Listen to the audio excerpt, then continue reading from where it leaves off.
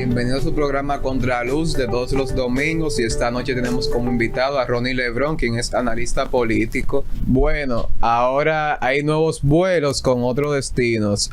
Ahora los dominicanos podemos viajar hacia Pedernales internamente.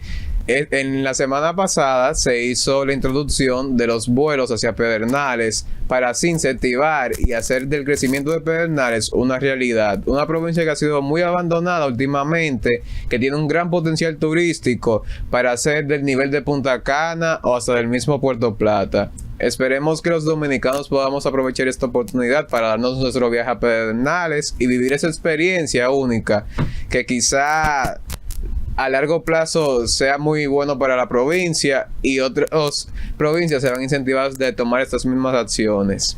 Los jueces dieron 3 días a las partes involucradas en el proceso judicial para que depositen sus argumentaciones, pero la defensa del PDI dijo que el tribunal dispone de todas las pruebas presentadas por ellos. La Junta Central Electoral, mediante una resolución emitida en el 2020, en la gestión de Julio César Castaños Guzmán, le arrebató la personería jurídica al Partido Demócrata Institucional.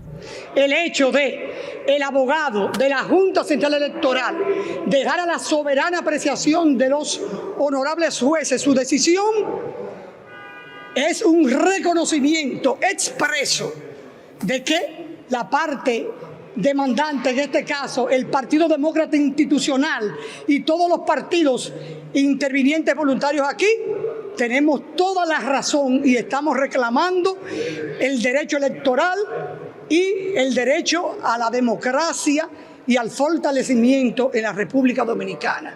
Unos 16 partidos políticos forman parte de la barra de la defensa del PDI y en el tribunal mostraron que la Junta Central Electoral, siendo presidente Julio César Castaño Guzmán, obró contrario al derecho, habiendo el PDI obtenido en las elecciones 2020 cargos electivos en el Congreso Nacional y en algunas alcaldías. Acabamos de probarle al tribunal que la Junta anterior obró contrario a derecho y frente a esas pruebas tenemos la absoluta seguridad que el tribunal va a ordenar el reconocimiento del PDI, de tal manera que la Junta actual, de manera tácita, entendió que teníamos razón y es el motivo por el cual dejó el fallo a la soberana apreciación del tribunal, y el tribunal no tendrá otro camino que no sea restablecer la personalidad del PDI. En la audiencia de este lunes, los abogados de la Junta Central Electoral dejaron en libertad a los jueces de decidir sobre el proceso. ¿Cómo estás, Ronnie? Muy bien, gracias por darme la oportunidad de presentarme en tu programa, en este majestuoso programa Contraluz. Para mí es más que un placer y un honor estar con ustedes en esta entrega. Muchas gracias, Ronnie. Ronnie, vamos a empezar pensando y viendo cómo han evolucionado la institucionalidad de las instituciones hoy en día. Mira, particularmente yo entiendo que se ha hecho un gran esfuerzo, porque el deterioro progresivo que había presentado el sistema dominicano en materia política se supone que debía haberse trabajado en el marco de la prudencia, en el marco de una especie de planificación institucional. Esto por supuesto que lleva un tiempo, y en el tema de las expectativas, la palabra cambio motivaba específicamente a la sociedad a pensar que todo se iba a desarrollar de golpe y porrazo, y los sistemas históricamente tienen un proceso de cambio que naturalmente va cogiendo tiempo.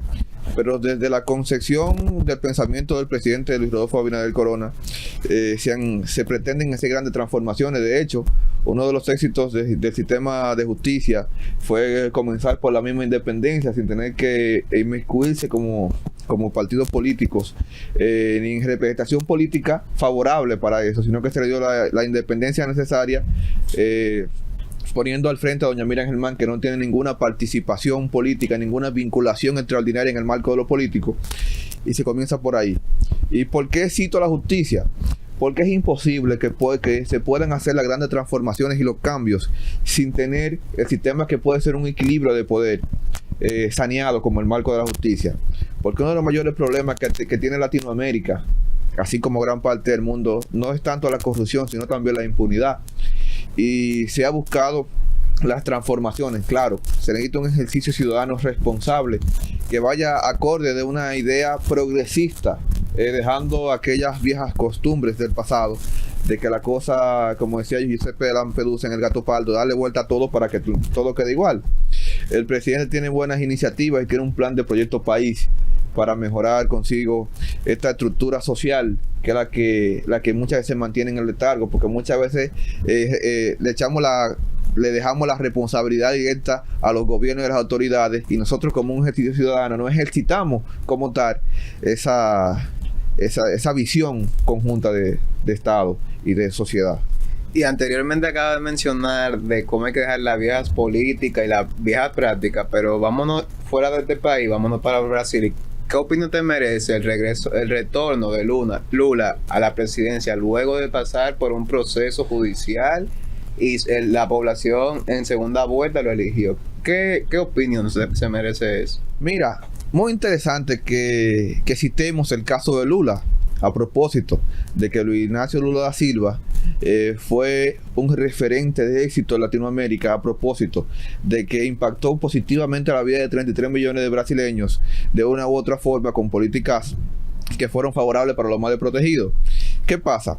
Nada puede ir contrario a la fuerza que te impulsa. La gente buscaba en Lula una especie de salvavidas en materia de protección, a propósito de que ayer Bolsonaro tuvo un errático manejo de la crisis COVID, y eso generó un descontento y una desconfianza de la ciudadanía. Pero hay un problema en el caso del retorno de Lula, y tú podrías decirme, en virtud de que puede ser una proeza, ya hay referentes obligatorios, como fue el caso de Nelson Mandela en Sudáfrica, o como fue el caso de José Mujica en Uruguay, que también se vieron en una situación como esa. Claro, eran condiciones diferentes, en contextos históricos diferentes. Yo creo que lo de Lula dinamiza la política latinoamericana continental, porque los movimientos revolucionarios tendentes a la izquierda crecieron, porque toda Latinoamérica continental se quedó, como quien dice, optó por la izquierda, por una condición extraordinaria que se da en Latinoamérica, partiendo del foro de Sao Paulo, que es donde nace precisamente la figura de Lula como político, porque él fue un dirigente sindical. Ahí también sale la figura de Evo Morales, de Rafael Correa en Ecuador, del difunto Hugo Rafael Chávez Frías, impulsado por un pensamiento político quizás de ultranza, como tenía Fidel Castro Ruz, que fue quien motivó a crear un bloque, una especie de bloque interamericano que pudiera generar cambios y transformaciones desde la izquierda, y tuvo un resultado favorable. De hecho, uno de los grandes problemas que hubo fue una especie de subversión que hubo hacia Estados Unidos, y eso generó un sinnúmero de crisis en los distintos países. No lo creo. Y eso se puede extrapolar. Lula tiene una situación un tanto incómoda, y es que él puede ganar el Ejecutivo, pero el Congreso no le favorece, porque la mayoría son de derechas, y eso genera una polarización entre los de centro, que están muy alineados quizás al lado de Lula por la alianza que se hizo en la segunda vuelta, y me imagino que tiene que haber una repartición dentro del Estado. Pero ya son temas que se tomaría bastante tiempo para abordarlo.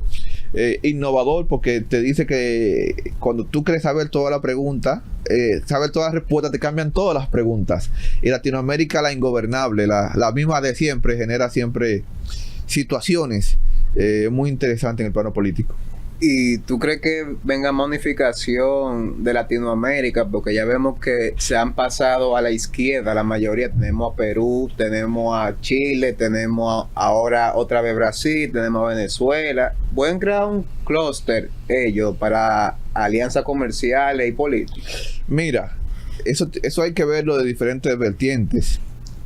Paso a explicar. Las decisiones políticas no son buenas ni malas, simplemente son decisiones.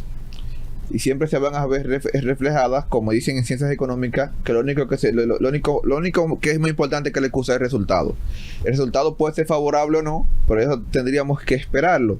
Pero ¿cuál es el problema? Realmente hay una situación que va a determinar el éxito gubernamental de de cualquier país, y es la situación económica mundial. Y hay muchos de esos países que quizás tienen situaciones internas, tanto como externas, en materia social, tanto como comercial, que puede generar cierto nivel de rezago. Pero yo aspiro a que las transformaciones y los cambios sociales se hagan, porque los pueblos tienen autodeterminación. Ellos deciden lo que van a seguir.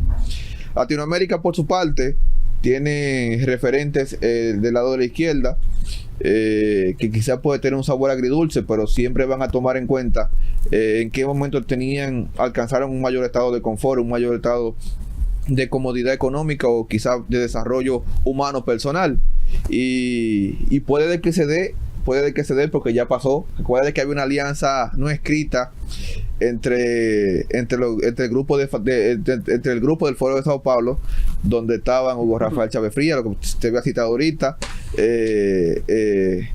y un grupo de presidentes de sus respectivos países de Latinoamérica.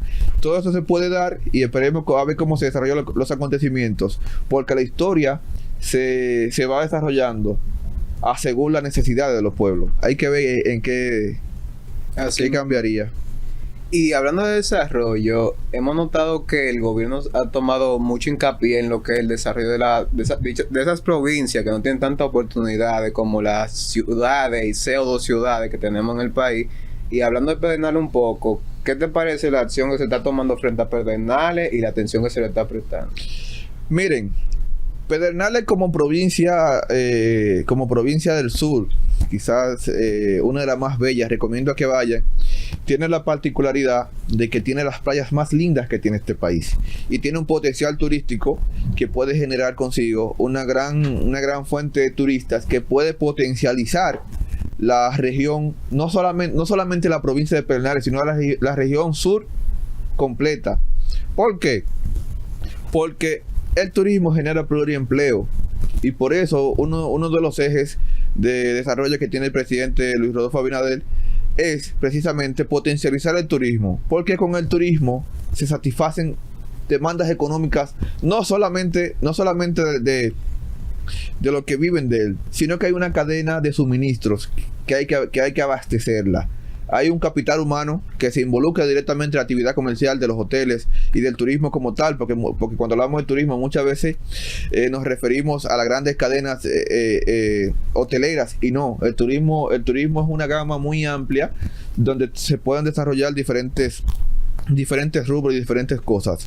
Es una promesa de campaña donde se hablaba específicamente de Cabo Rojo y otras localidades de la provincia de Pedernales, donde yo lo veo altamente positivo, porque también el sur tiene un componente que no se tomó en cuenta, como quien dice, ningún gobierno, porque el sur siempre fue como históricamente olvidado, y el presidente Luis Rodolfo Abinader, viendo el potencial turístico, comercial, turismo de montaña y de diferentes ópticas donde se puede potencializar el turismo, ganarían todos. ¿Por qué? Porque muchas de esas personas, inclusive los que viven en la provincia tanto como en la región, tienen la particularidad que se desplazan hacia Santo Domingo precisamente por una condición natural de que la gente siempre quiere desarrollo y progreso, pero si lo tienen allá, tienen una mejor calidad de vida porque no tienen que emigrar a otro pueblo, y así pueden desarrollar tanto la economía local como regional. Muy bien. Y con el paso del huracán Fiona, ¿cómo ha ido el desarrollo de la asistencia que ha brindado el gobierno? Esa pregunta es interesante y te la voy a responder.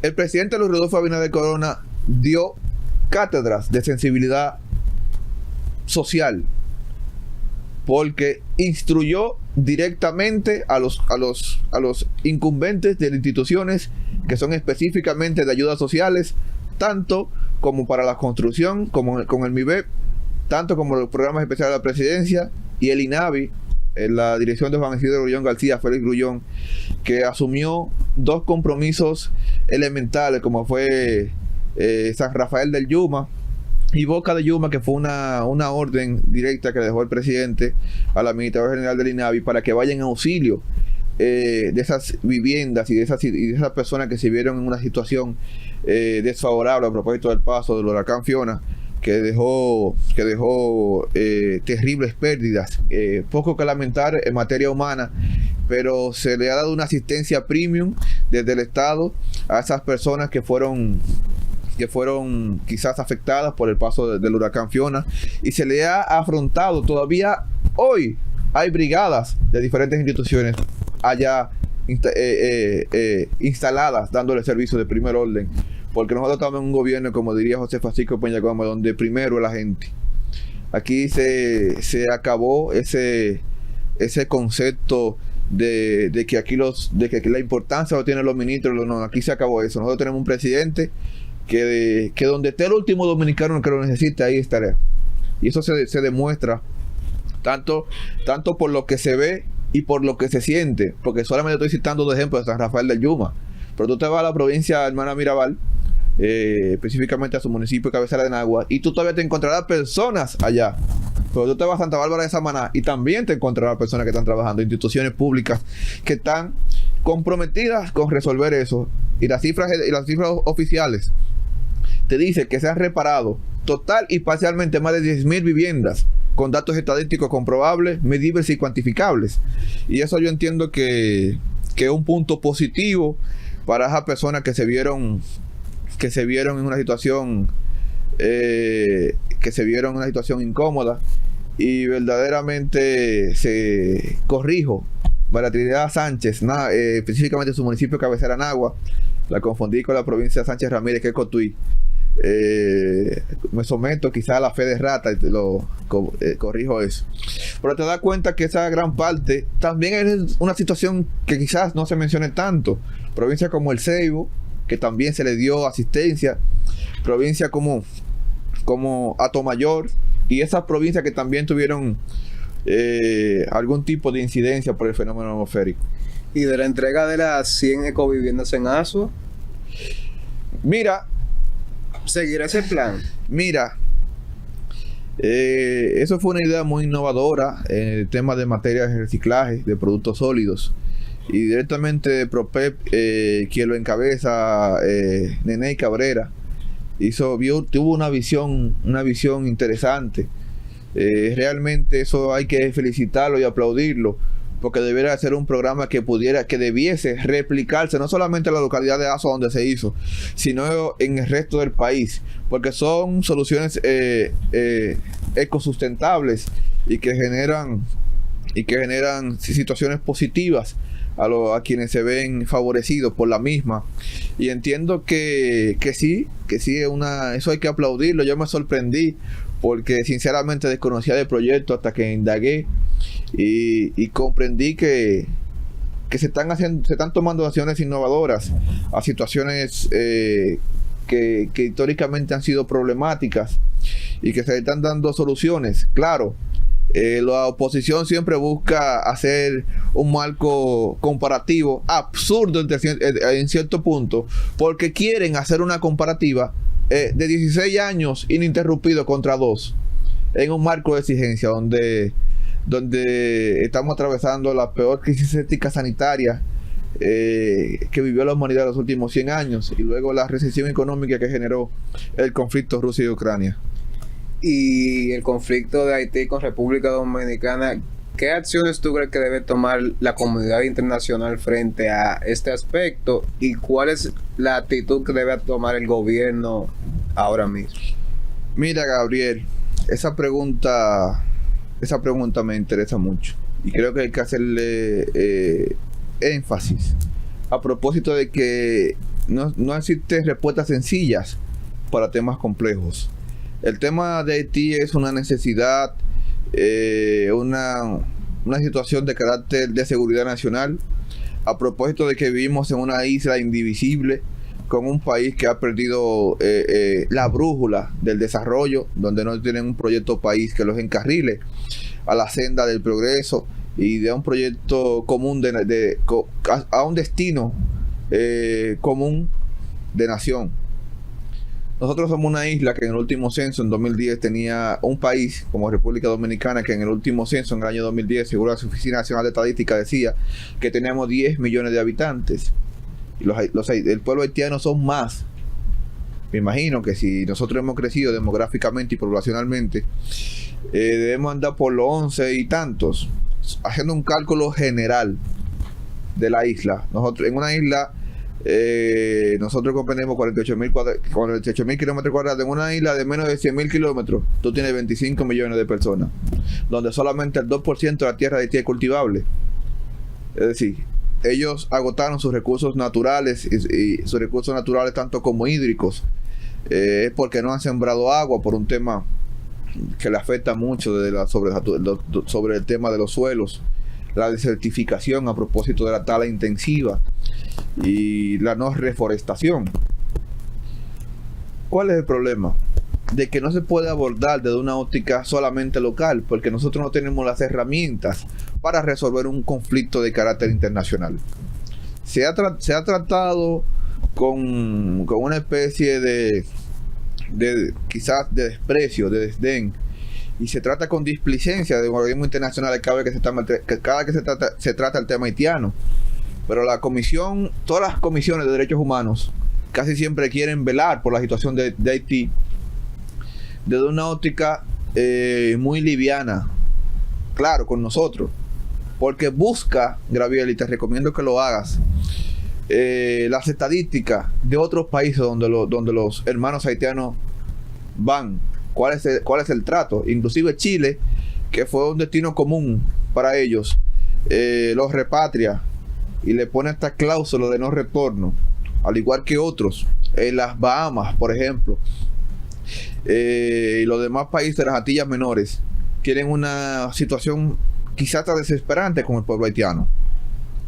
La comunidad internacional no ha asumido de manera responsable el tema de Haití, pero es porque también los haitianos no tienen una consideración para con su pueblo y asume que el problema interno se le va a resolver de manera externa y se equivocan. Por ejemplo, después del fatídico terremoto del 12 de enero del 2010, llegó la MINUSTAH, que lo creó la OEA específicamente para salvaguardar la salud, la integridad de los pueblos haitianos.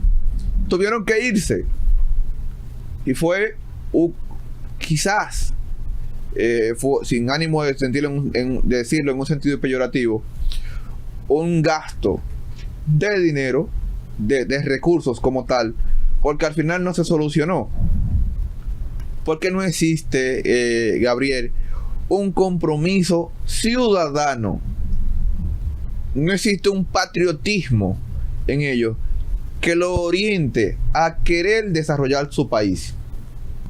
Haití tiene la condición de que fue el primer país negro del mundo en independizarse. 1 de enero del 1804, 40 años antes que nosotros. Hasta el 22 tuvimos desde el 22 hasta el 44 tuvimos bajo sus dominios, y logramos la independencia el 27 de febrero del 1844. ¿Qué es lo que pasa? La autodeterminación de los pueblos, y ahorita te mencionaba eso. Y te voy a hacer un ejemplo histórico. En 1914 asesinan al archiduque Fernando Fernández. Eso da paso, Gavrilo Princip, un serbio, eso da paso a la Primera Guerra Mundial, que termina en el 1918. Alemania tiene que capitular y pagar reparaciones de guerra, que terminó de pagarla en el 2015, 101 años después. En 1939, específicamente el 1 de septiembre del 1939, los alemanes invaden Polonia, da paso a la Segunda Guerra Mundial. Se termina en el 45. Del 45 al 2022 han pasado 70 y pico de años. Te estoy haciendo un paralelismo histórico para llegarte a un punto importante que los televidentes deben de conocer. En el mismo 1945, entonces Harry Truman, presidente de los Estados Unidos, autoriza que se bombardee Japón, Hiroshima y Nagasaki, esa ciudad específicamente. Y te voy a resaltar esto para hacerte una comparativa a modo de paralelismo histórico. Alemania perdió 2 guerras, pagó reparaciones de guerra de las 2. El Tratado de Versalles del 1919 impuso pagar altísimas reparaciones. Pero en el 1929, se da la caída de la bolsa de valores, que es el crack del 29, que generó la Gran Depresión. Cuando nosotros hacemos esta historia, te lo resumo, a que Alemania es el eje económico y financiero de Europa, un país que tuvo 2 guerras, y tuvo que pagar reparaciones y de todo, desolada y devastada toda Europa, inclusive perdiendo territorio. Es el eje económico de Europa, y Japón es la tercera economía mundial.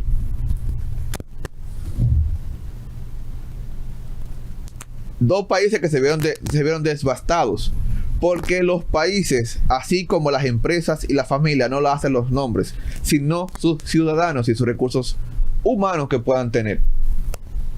Esto es importante resaltarlo. ¿Por qué? Porque caemos en una victimización. Inclusive comenzando porque nos pusieron de que el pueblo haitiano se le sancionó desde Francia. Yo te puedo poner países que también se vieron en eso y no tienen una situación siendo el país más pobre de Latinoamérica y estando entre los 10 más pobres del mundo. Nosotros tenemos que percibir a los haitianos, al problema haitiano, como lo que es un problema. Cuando hablo de ello, no hablo de los nacionales haitianos, sino de la situación que ellos tienen en su país.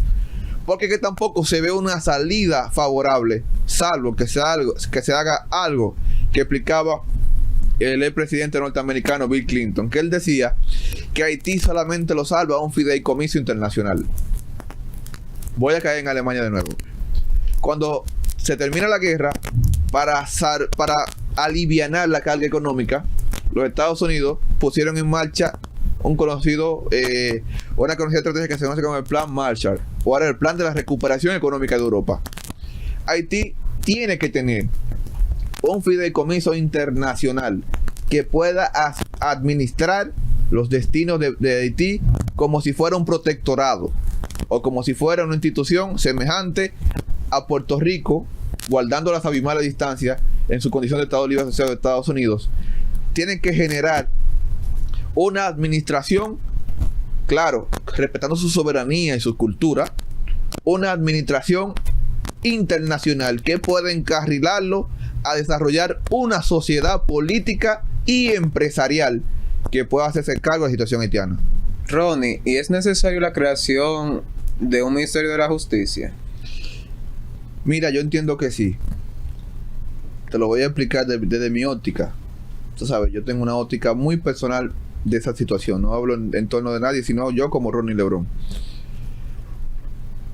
El tema de la justicia, con lo abultado de los temas de corrupción administrativa que se han venido ventilando en los últimos tiempos, te dice que por la complejidad de los casos se necesita una estructura que pueda funcionar de manera más holgada, porque es que hay demasiados casos y demasiadas situaciones que terminan en la mayoría de veces creando situaciones que entorpecen los procesos legales y jurídicos, porque muchas veces por hacerlo tan rápido no instrumentan bien quizás los cargos, o obvian procesos que terminan siendo quizás una piedra de tropiezo para los mismos procesos.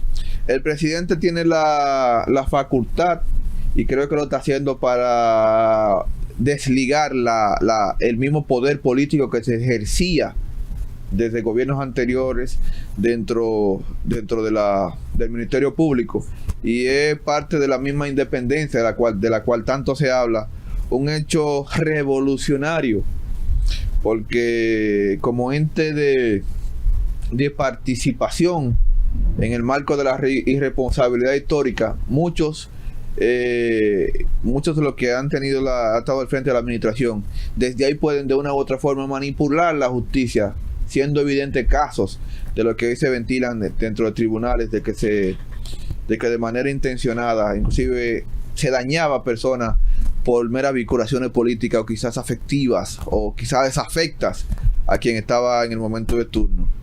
Resaltar aquel grotesco acontecimiento donde la vida sonríe, en el caso de doña Miriam Germán cuando fue postulante al Consejo Nacional de la Magistratura.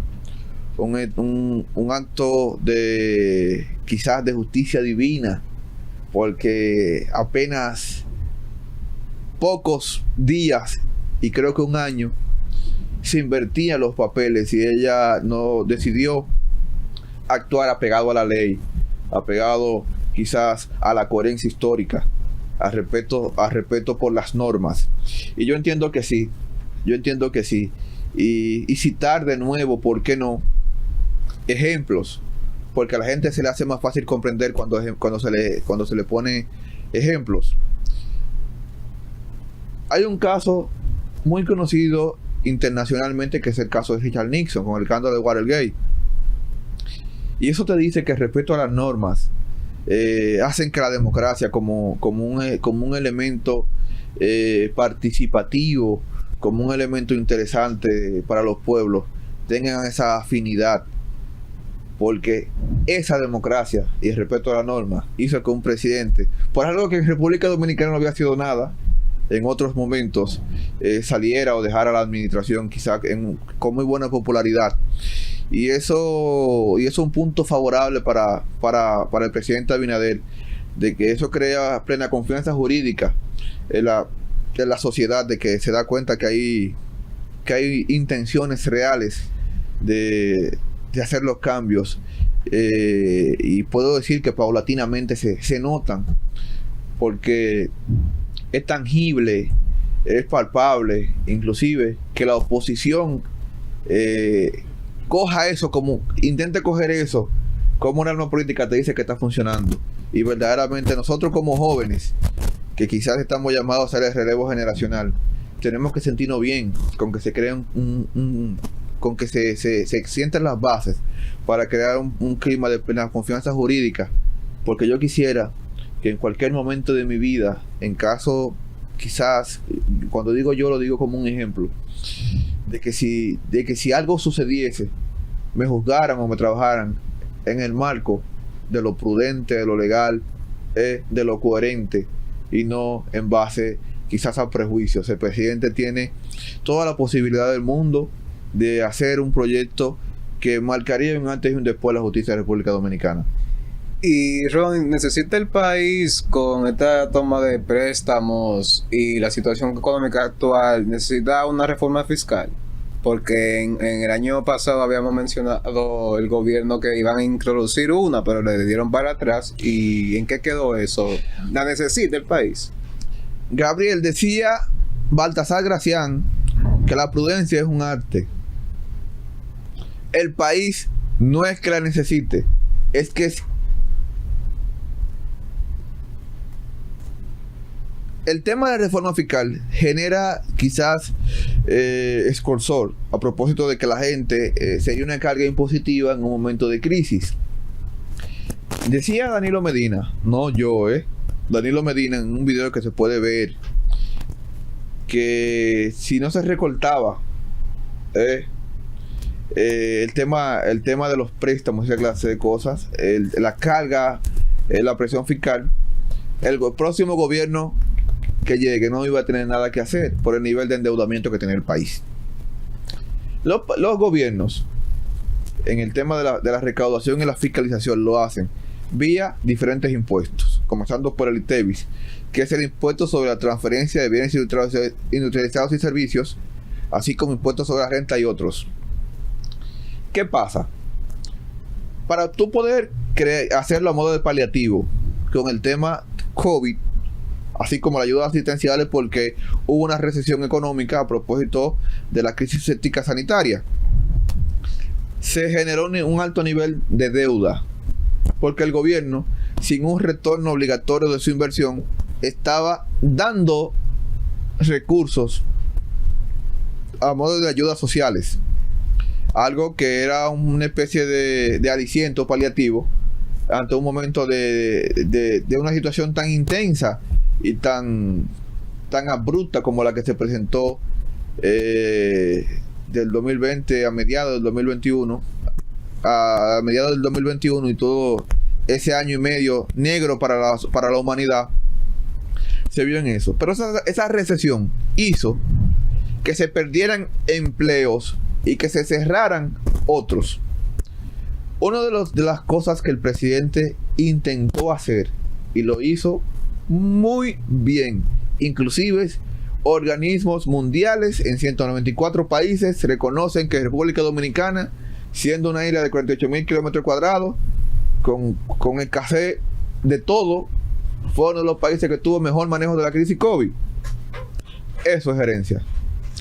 El tema de la reforma fiscal se ve una disyuntiva porque se necesita para poder potencializar la economía, pero también generaría en la clase social más desprotegida un nivel de insatisfacción, porque entonces tendría que tributar más y eso generaría una situación incómoda, pero de que se necesita es necesaria.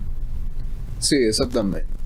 Y Ronnie, ¿qué opinión te merece la situación de nuestro país, que entramos en campaña muy a destiempo, que ni bien se han acabado las elecciones y ya estamos en campaña para las próximas elecciones? ¿Por qué tenemos este hábito y se ven todos los partidos?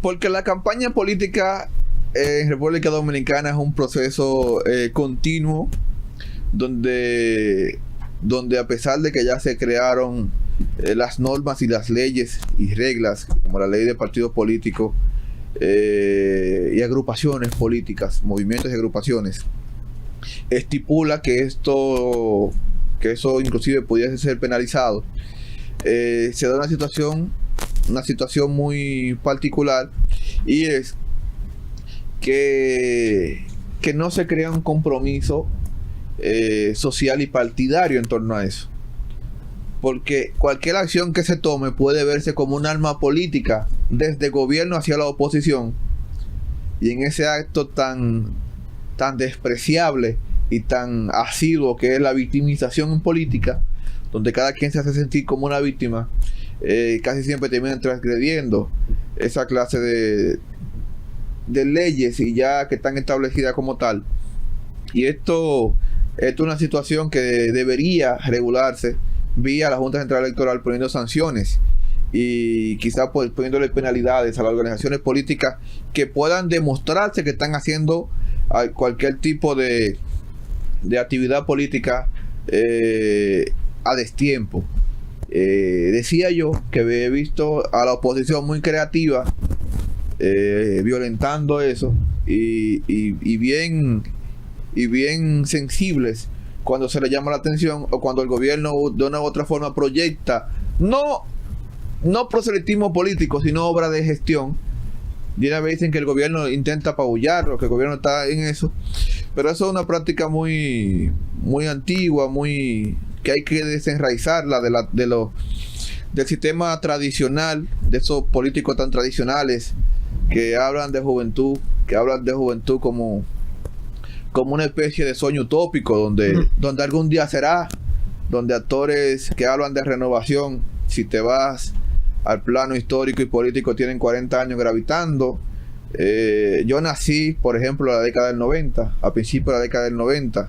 A mediados ya veía a uno que está en la oposición, que aspiraba a presidente, fue presidente en ese periodo de mediados de los 90, sale a principio del milenio.